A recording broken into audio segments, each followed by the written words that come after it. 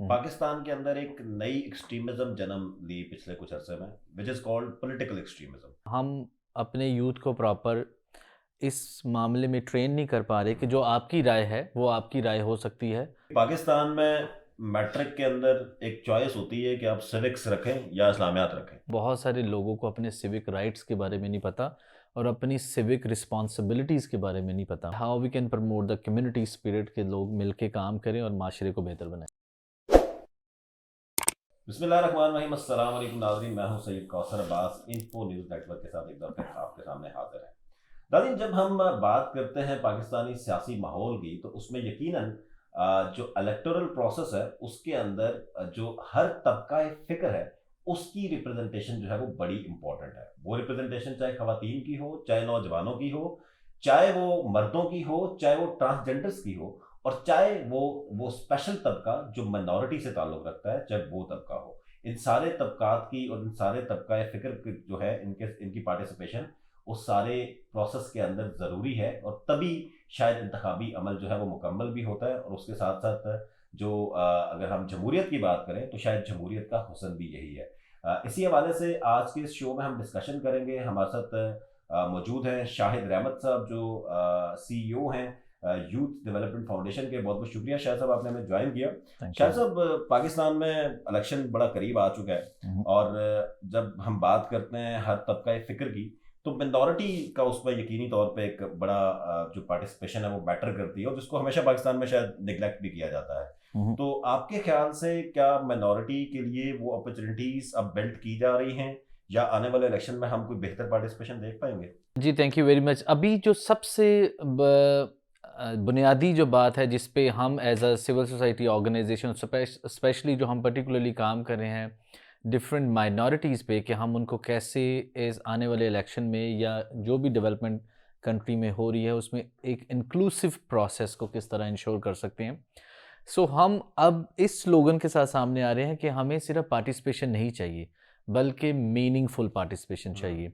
और माइनॉरिटीज़ को, चाहे वो किसी जेंडर से हो या किसी लैंग्वेज से उनका ताल्लुक हो या किसी मज़हब से हो, उनको अगर इलेक्शंस में या डेवलपमेंट में या किसी भी किस्म के प्रोजेक्ट में जो गवर्नमेंट आगे बेटरमेंट के लिए लेके आती है, उसमें उनकी शमूलियत जो होनी चाहिए वो हकीकी मायनों में होनी चाहिए। क्योंकि हमने जो प्रीवियसली देखा है कि अगर आप किसी भी गांव में जाएं, वहाँ पे जो वहाँ के नाज़म से पूछे तो उन्होंने माइनॉरिटी का बंदा सिर्फ अपनी एक रिक्वायरमेंट को पूरा करने के लिए, और बाज़ औक़ात ऐसे भी हमने देखा है कि उनके अपने घर का मुलाज़िम ही उसका हिस्सा है। तो वो क्या रिप्रेजेंटेशन करेगा अपने इलाके की, या वो क्या इश्यूज़ को सामने लाएगा। तो अभी हम लोग यही एक्सपेक्ट कर रहे हैं कि माइनॉरिटीज़ को भरपूर इलेक्शन में जो मौका मिलेगा कि वो अपनी कम्युनिटी के इश्यूज़ को आगे लेके आएँ और पूरी तरह से कंट्रीब्यूट करें ताकि बेटर प्लानिंग हो और माइनॉरिटीज़ को उसमें प्रॉपर हिस्सा मिले, जो भी रिसोर्सेज अच्छा शायद सामने साहब, आए। मुझे ये बताएं कि जैसे अभी पॉलिटिकल सारा सिनेरियो देखते हुए हम्म। पाकिस्तान के अंदर एक नई एक्सट्रीमिज्म जन्म ली पिछले कुछ अरसे में, which is called political extremism. या पहले हम बात करते थे वायलेंट एक्सट्रीमिज्म, रिलीजियस एक्सट्रीमिज्म, और इस तरह की सारी चीज़ों की हम बात करते थे। लेकिन अब शायद ये पॉलिटिकल एक्सट्रीमिज्म के लोगों के अंदर टॉलरेंस बिल्कुल ख़त्म हो गई है, और स्पेशली यूथ के अंदर कोई अगर एक पार्टी का सपोर्टर है तो वो दूसरे की बात बर्दाश्त नहीं करता। तो आपके ख्याल से क्या इसको काउंटर करने के लिए स्टेप्स लेने चाहिए?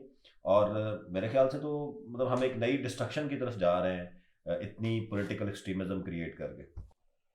इसमें जो सबसे बुनियादी वजह ये है कि हम अपने यूथ को प्रॉपर इस मामले में ट्रेन नहीं कर पा रहे कि जो आपकी राय है वो आपकी राय हो सकती है, वो सही भी हो सकती है, गलत भी हो सकती है, लेकिन अगले की राय को रिस्पेक्ट करना और उसको सुनना, और उसको अगर काउंटर नहीं भी किया जाता तो उसको एटलीस्ट उनको मौका दिया जाए कि हर बंदा अपनी जो भी उसकी पॉलिटिकल प्रेफरेंस हैं, वो किसी भी पार्टी से ताल्लुक़ रखता है, वो किसी भी एजेंडे को फॉलो कर रहा है कि जिसमें वो डेवलपमेंट का एजेंडा है या वो वैसे ही एक उसका अपना पैशन है किसी पॉलिटिकल पार्टी का।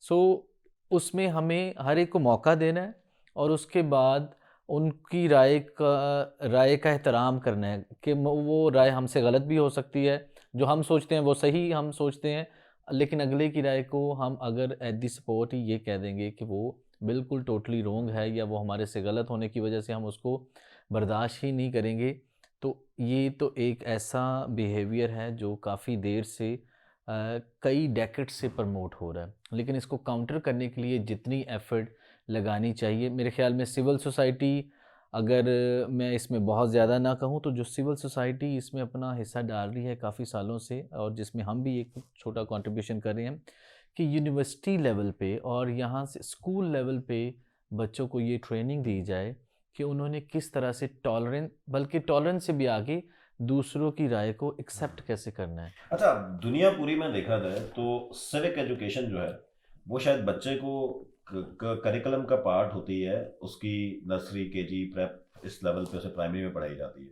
लेकिन पाकिस्तान में मैट्रिक के अंदर एक चॉइस होती है कि आप सिविक्स रखें या इस्लामियात रखें। या तो आपके ख्याल से मतलब ये जो सिविक एजुकेशन है उसको एक मैंडेटरी सब्जेक्ट जिस पर इस्लाम फेडरल ने एक लेजिस्लेशन भी की, लेकिन अभी तक वो इम्प्लीमेंट नहीं हो सकी पिछले 4-5 सालों में, तो उस हवाले से अगर स्टेप्स लिए जाएं तो यूथ को हम एक पॉजिटिव डेवलपमेंट की साइड पे इंगेज करने में अपना बेहतर रोल प्ले नहीं कर सकते? जी, बिल्कुल, बिल्कुल इसमें हो सकता है, क्योंकि अभी हम जो एक काफ़ी 3 सालों से काम कर रहे हैं जिसमें इंक्लूसिव गवर्नेंस के ऊपर हम्म, और सिविक एजुकेशन और माइनॉरिटी सिविक एजेंट कैसे बनेंगे, और हमने कम्युनिटी में जाके यूनिवर्सिटी के लोगों से बात की है, और बहुत सारे लोगों को अपने सिविक राइट्स के बारे में नहीं पता और अपनी सिविक रिस्पॉन्सिबिलिटीज़ के बारे में नहीं पता। तो इस पे आपने बिल्कुल सही बताया कि ये स्कूल से, और जो मेरी अपने घर की स्टोरी ये है कि मेरी बेटी क्योंकि एक मेन स्ट्रीम स्कूल में जाती है, वो कोई मिशनरी स्कूल नहीं है। हम्म, सो जब वहाँ पे रिलीजियस की एजुकेशन होती है तो स्कूल वाले उसको एथिक्स की स्टडी के लिए उसको सेपरेट कर देते हैं। Hmm, but she is the only one कि हम्म, जिसको वो एथिक्स की और सिविक एजुकेशन के ऊपर उसको सिखा रहे हैं।